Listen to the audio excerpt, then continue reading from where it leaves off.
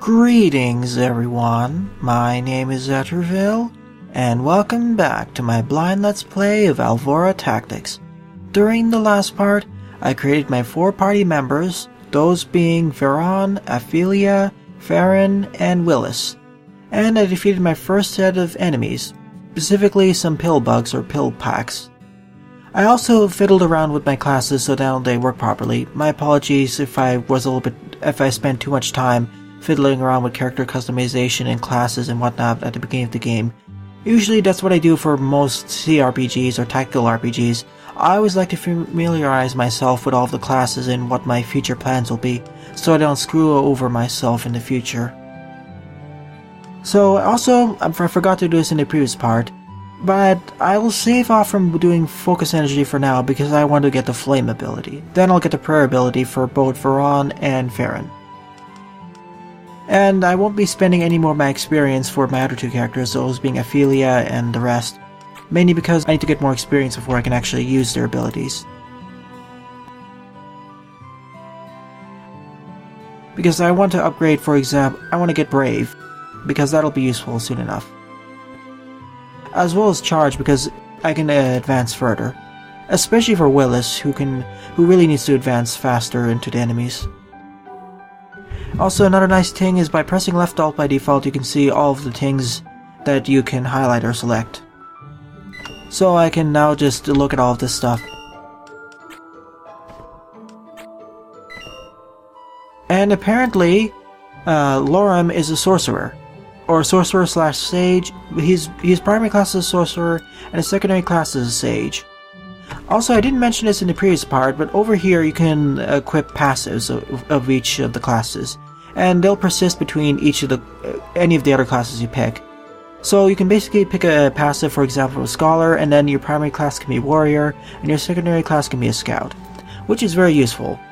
And the stats that you can upgrade from each of the classes, well, they will persist between any of the classes, so that's certainly useful, especially as some of the stats get more expensive, as some of them will really help for certain other classes.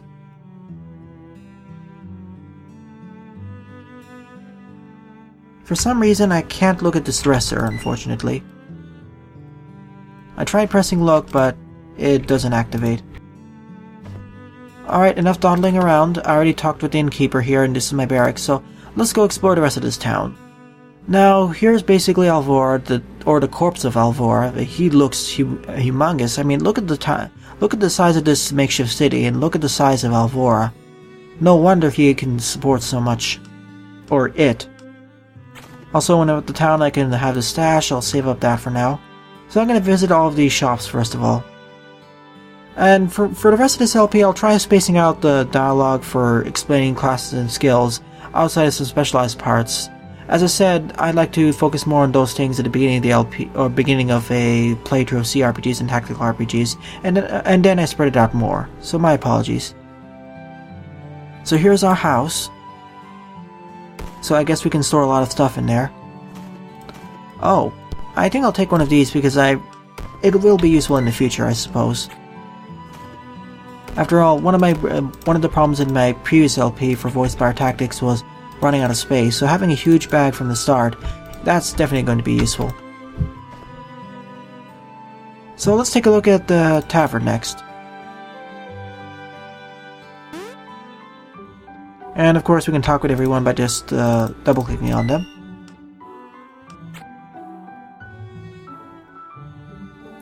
Of course, unlike the Void Spire Tactics game, like I mentioned in the previous part, we don't really have freeform exploration outside of the dungeons or Alvora itself, so we just teleport around each of the buildings in a dungeon.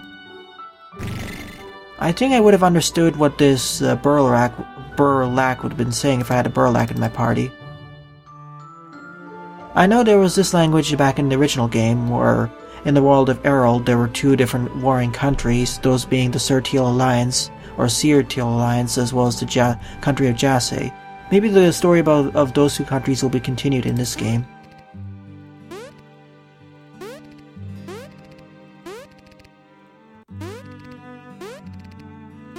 Okay. I'm gonna keep it a double clicking on and see what's going on. Well, okay, that's neat. Oh, hey, we have a Scurio. Oh, and also it's nice that I do like the more expressive portraits as well. Ah, the old golden vaults. Oh yeah, that vain king. I wonder though, is that king still alive? Or dictator, or emperor? He may be the final boss or one of the secret bosses. Let's see what items we can get. Yep, we can always backtrack if necessary. Iron chunk, okay. That was a common item back in that game, so I'll look for that one.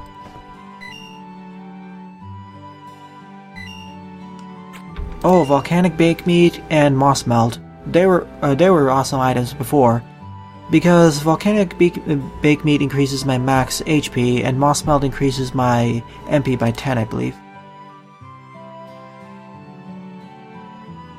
Yeah, plus 1 to max MP and plus 2 to my max HP. This is really useful.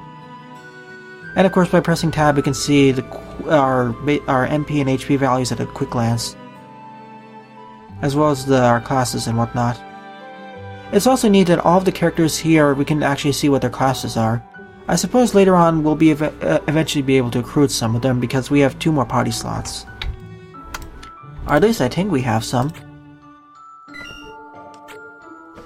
I'm going to be looking at a lot of other things just in case there's a extra item I can get for filling up the journal. Wow, there are a lot of beds in this barracks. Will we get access to that many classes or that many characters to choose from? In that case, that's going to add to a lot of customization in the future.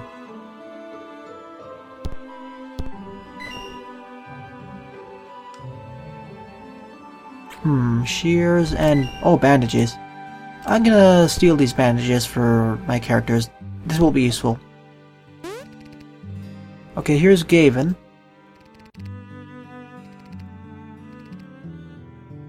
Oh, we can recruit. That's neat. Let's chat a bit. Let's get some info. Yeah, just like in the previous game, if our characters are knocked out or killed in combat, their max HP will be reduced slightly. Thankfully, we don't have permadeath. Oh, okay, so we just need to get 1 gold or 1 XP, and it'll give them enough time to rest, so 1 battle. And during a mission, unfortunately, so we can't just go to a hotel or shop or bed and just sleep and return immediately. We have to wait 1 battle and leave them here. Yeah, unfortunately... okay, the current maximum team size is 4. Eventually, I will want to get recruit more specific characters. From the hotkeys, is kind of a spoiler. It seems that we can get up to 6 party members, so that'll solve one of my main complaints of the previous game, having only 4 party members, meaning that you'll have like a melee DPS, magic DPS, tank, and healer. Now we can have 2 more classes or 2 more characters with different classes, and we'll get an explosion of customizability. I may not be able to customize those characters as much as my base 4 characters, but hey, they'll be able to fill out gaps, so major pluses to this game. That's already several bonuses.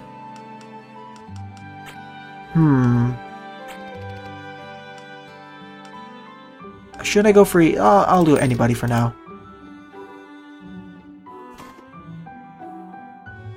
Unfortunately, I can't really use him yet, so that was kind of a waste. I'll return back to him soon enough.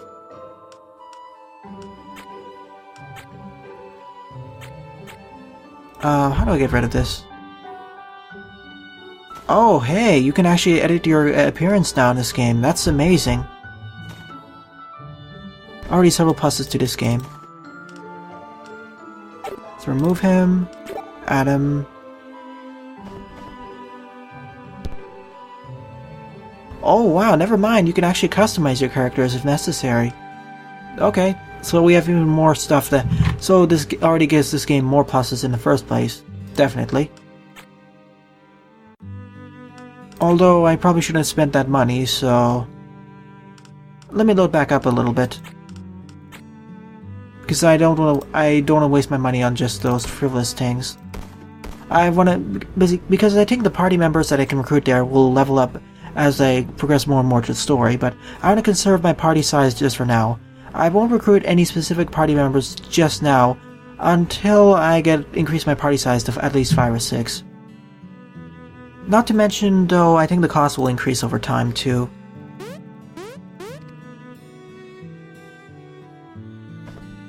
Okay, still maintain that. That's good.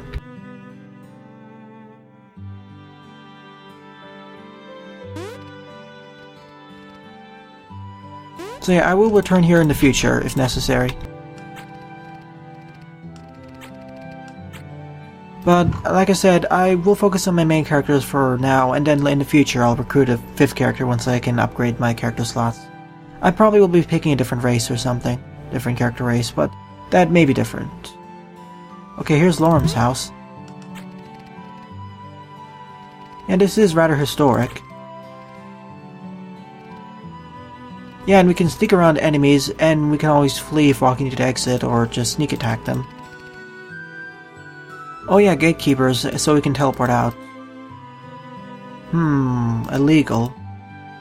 Well, okay, I guess Lorm is a little bit more of a sneaky character, shady ones.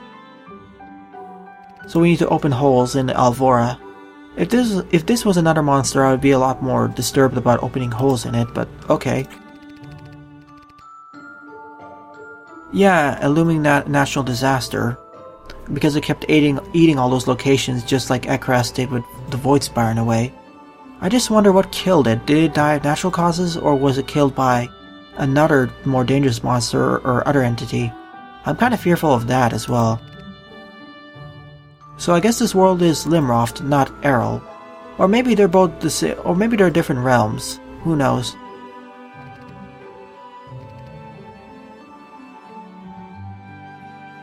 Yeah, number of casualties of course, because all the monsters, and there's a lot of gold from everything.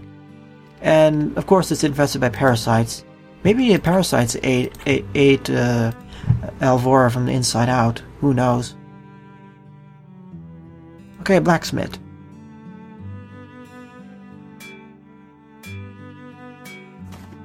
So now we can bust buy better equipment or iron or wood equipment if necessary. Unfortunately, I can't look at this for some reason. So let's talk with Zyril, the Farim one.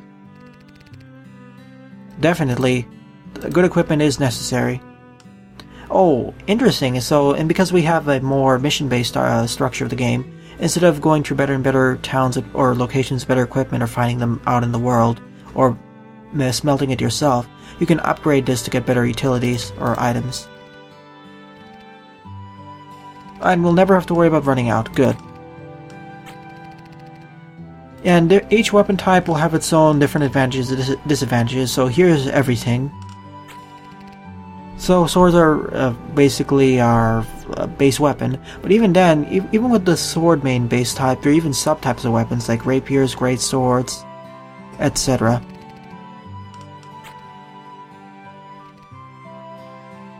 Rogues will especially like those.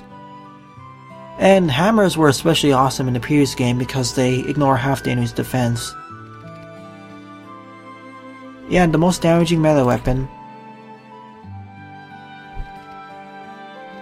I think I'll go, for a change, instead of equipping Ophelia with a hammer, just like I did with Spectre in the previous game, I think I'll equip her with an axe. The long range will be especially useful, especially if I can line up enemies. Yeah, being able to attack diagonally may be interesting for ignoring shields. Whips are the opposite. Yeah, I do like how in the previous game both have main types of weapons, which can be upgraded based off of the stats and skills, and we have subtypes. Yeah, I won't be using brawlers unless I need to use it for a prerequisite.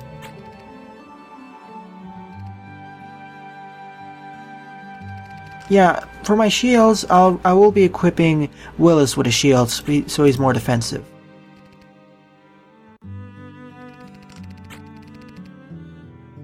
And crossbows, of course, are the best one, and they only need one hand, but you need to reload them after every shot. and unfortunately you can't arc it upwards. So I will switch between using bows and crossbows for whatever one of my ranged characters become.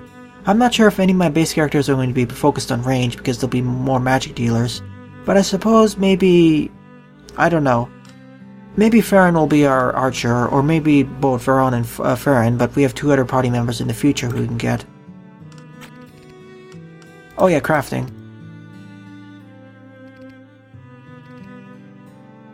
And we basically have no penalty for crafting and uncrafting things. And of course we can also upgrade items as well, or augment them. And this is a new feature from this game, because in the previous game, well, you could only just craft things, but now you can augment them with extra things like trigger stones and raw material. Alright, and for that note, I think I should be buying some stuff, because we only have wooden stuff. That isn't going to be cutting it for the near future. For my melee fighters, I'm going to be upgrading Ophelia's and Willis's equipment first. So, let's see here, I'm going to be equipping, let's see here, sword, okay.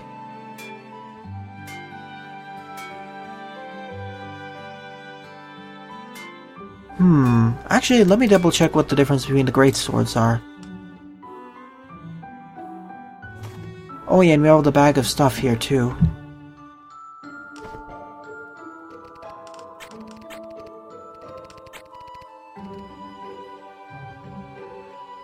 Wide area of effect.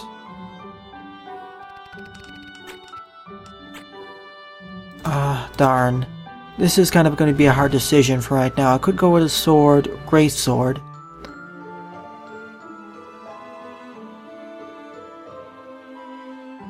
Okay, fine, let's go with the greatsword now. I'll think about switching to axes later. I have enough time anyway.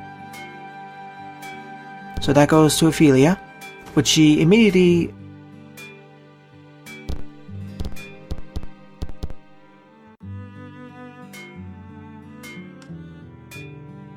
Also, let's see, we need a spear too, so...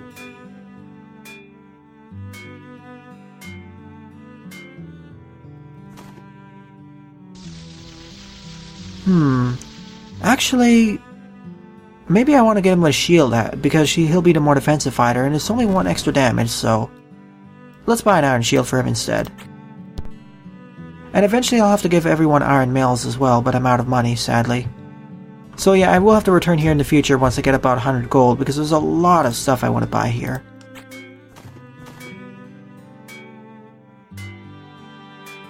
Unfortunately, I don't even have a wooden mail either, so yeah, I will have to return here in the future. I will steal the repair tools and other I will steal that and the lantern too.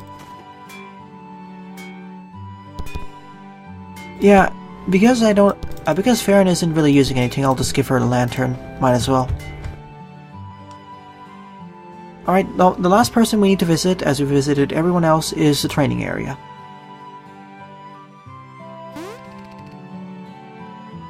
So here's her. She is going to explain how to train them. Oh, so implement new training programs or get new classes. Any masks. Okay, so there may be new classes. Wait a minute. Does that mean if we can actually give them... Does that mean if we give them more masks will unlock some new classes? Maybe if we also do that, we'll be able to get more recruitment for classes, or we'll be able to unlock more classes for recruiting characters.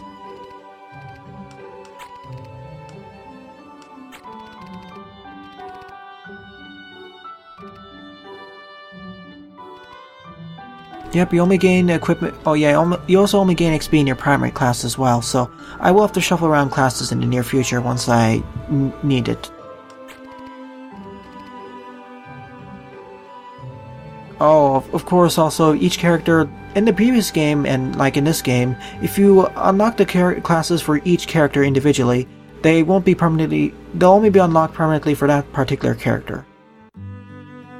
But we can unlock classes for every recruit indefinitely, so that may be useful if I want to shuffle it around. Or you can find masks. Of course, that's just like the previous game, essentially. Let's see stats. There are a lot of stats in this game, so just basically hover over them and let me see. So yeah, we have physical attack, physical defense, dodge, magical attack, magical defense, resistance, which is basically magic evade or dodge, movement, jump. Jumping will be useful in certain segments, like Fareems can jump farther. And here are all the other skills, which I'll just hover over quickly. And they're all self-explanatory.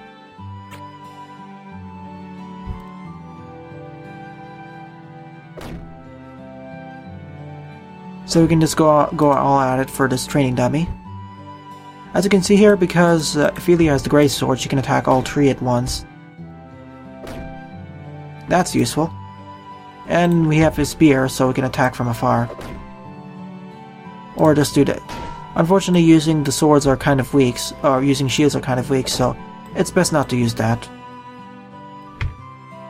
Unless it's absolutely necessary, like to push them into other things. Oh yeah, bows are two-handed, so I should have actually equipped it to someone else. But this is a nice place to test out your classes. Another nice improvement over the previous game, that it. Definitely. Oh, also on that note, I forgot to look at each of my equipment.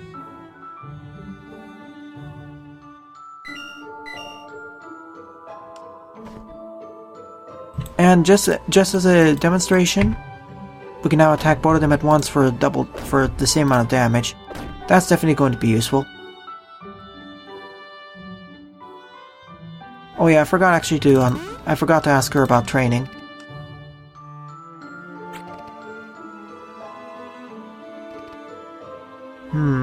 Teamwork exercises. Oh, so this is how you upgrade your character slots. Darn, if I didn't actually go to the shop, I could have actually upgraded it. But, well, I needed better equipment, plus it would be a trade-off because I wouldn't be able to get better equipment in the first place. Well, if I bought this for 50 gold, I couldn't actually recruit someone else. I couldn't really recruit anyone else. So yeah, it's actually quite cheap. Oh, that's really useful. Well, actually that's extremely useful. Another nice upgrade for this game. I'm going to be making comparisons throughout this game to its pseudo-predecessor, Alvora Tactics, and I quite enjoy seeing some of these upgrades because they really increase they streamline some of the more nuisance or tedious parts of the previous game, and add a lot of other things, like we can increase the party size. The fact it's also retroactive means that the developer Rad Codex is promoting us to experiment with our classes more, whereas in the previous game, because XP sharing and, well, classes didn't unlock universally, it kind of pigeonholed characters once they near the mid to end game.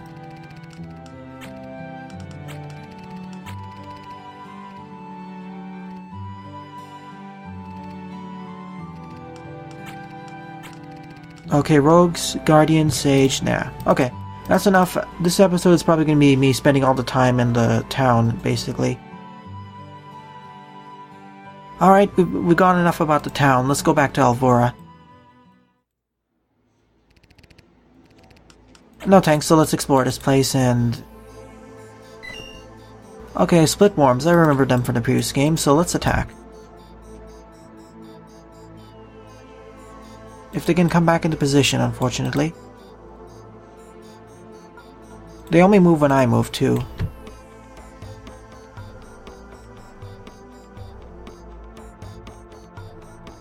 I just want to get them right. Oh, unfortunately, they just came right next to me, so I can't do that.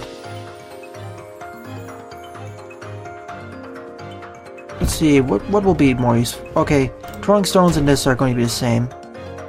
Of course, they're splitting up. Oh, this may be actually kind of dangerous. Oops. I may need to run. I may need to run if this gets too crazy.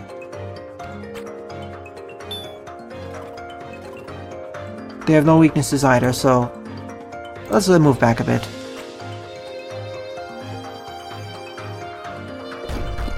Oh no. This may not be going to bed. Oh no, I think I need to run. This is turning out terribly.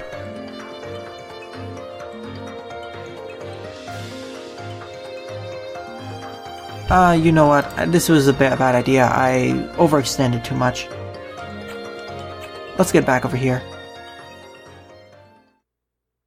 Oh, and apparently actually Alvora procedure generates as we enter and exit this place. It seems.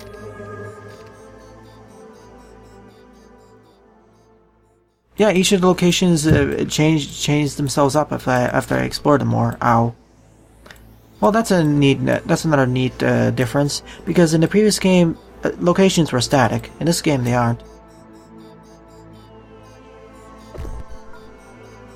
Oh, wow, a steel hammer. I didn't expect to have steel weaponry this early in the game.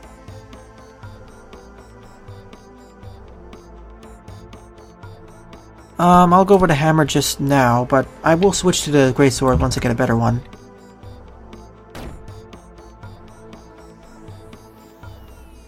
And of course, here's our map. I'll keep it on the top right of the screen in case I need it. Okay, we finally have weaker enemies. Alright, time to fight a lot of worms and enemies at once. If there's one thing I would really like in this, I would really like to have magic or multi-targeting at some point.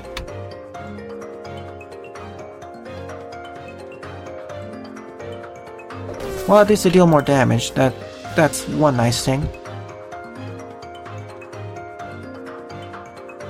Can I get Throw Stone to hit somewhere else?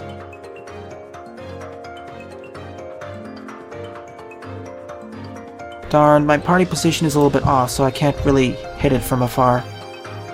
So let's try studying that. Oh, apparently I missed.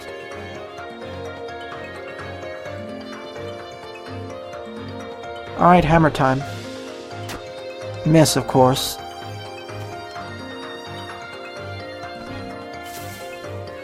Oh, and they have the itchy status if they attack me.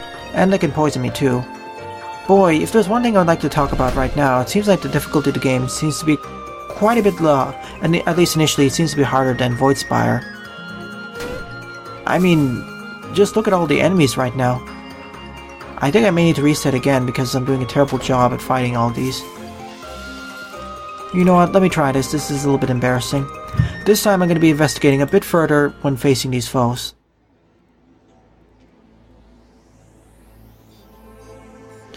At least if there's too many enemies, I can just keep exiting and re-entering, and then, because of how the procedural generation works, I can at least fight an enemy who's better at my level.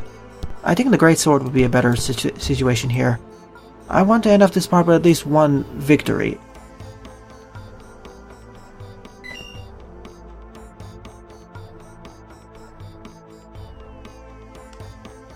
Oh, they're ranged. Okay. Yeah, if there's one thing right now, it's just that there are a little bit too many enemies for me to face alone. I really need more magic, or something.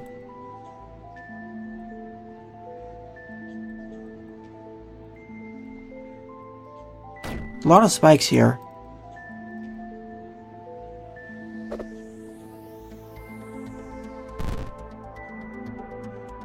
I'll ignore it for now.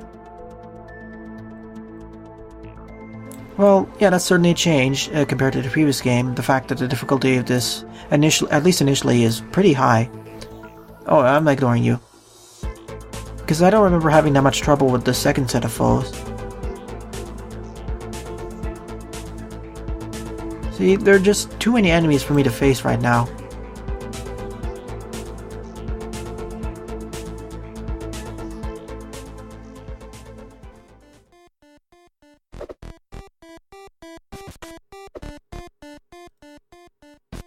Wait a minute, these look like they're hammerable.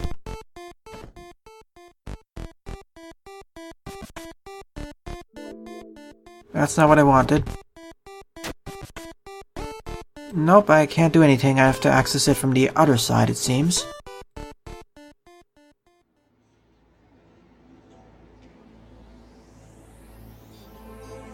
Let me see if re-entering and exiting Alvora will change up this location a bit. All the enemies are a little bit too tough for me, so...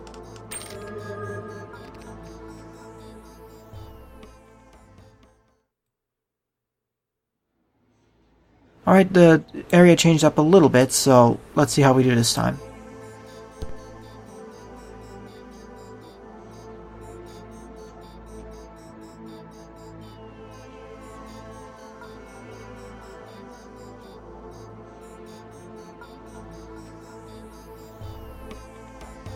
Okay, we have a lot of these flies, so let's try doing this. Bot flies.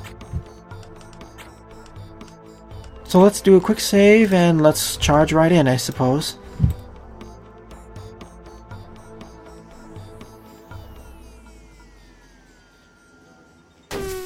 Alright, we got the first encounter there. And, okay, Farron gets another shot. That's good.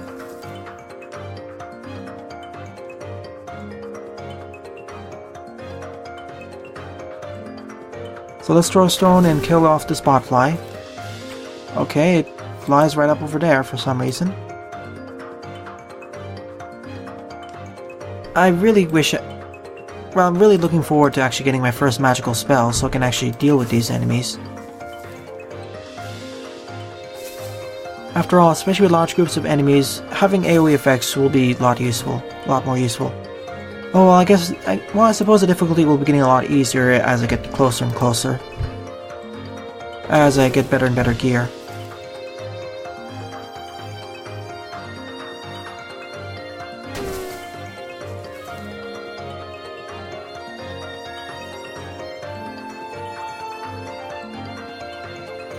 Whoops, I needed to unequip that. I didn't realize that I can still have the greatsword equipped while the other one's unequipped.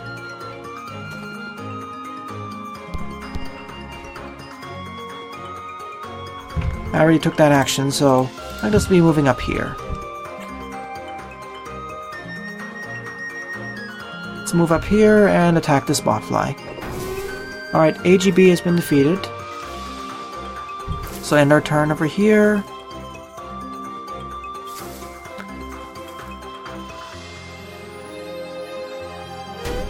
Unfortunately, they also have the ability to poison me, which is kind of annoying.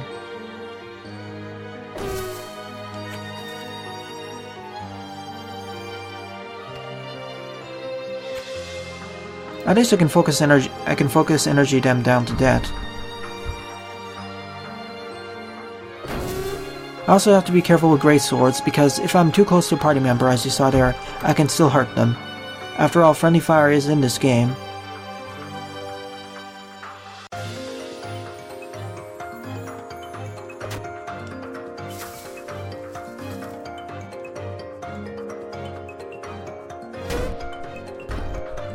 Yeah, in the original game we didn't have status effects this early, so certainly it's a step up in difficulty in that regard.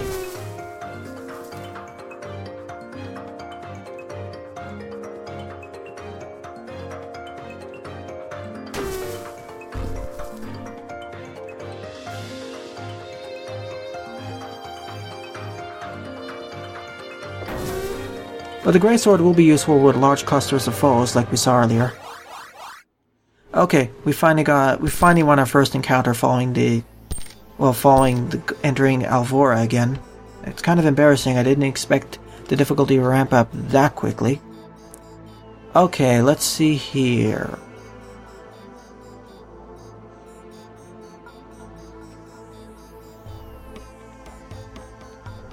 I'm gonna go with straight line.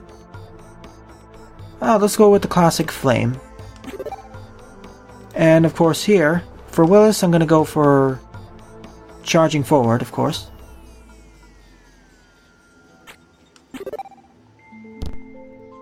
For Ophelia, also I'm going to be going for charge, because I want to advance faster. And for Veron, I'm going to be going with... let's go with fire as well. That's always a nice classic ability. It always fires at one target though, so I will have to eventually get an arcing pattern like the Thunderbolt. But I will be saving that up for later in case of emergency. Plus, as you may have noticed, some spells do have a timer of how long they take to activate, so if enemies act before that, they can potentially run out of the way. Well then, I spent most of this episode visiting the NPCs in the main town, and went to Alvora a few times, and defeated my second set of enemies in this game, plus I had to save and load quite a few times. So in the next part, I'll explore deeper into Alvora. Well then, thanks for watching, and have a nice day. Toodles!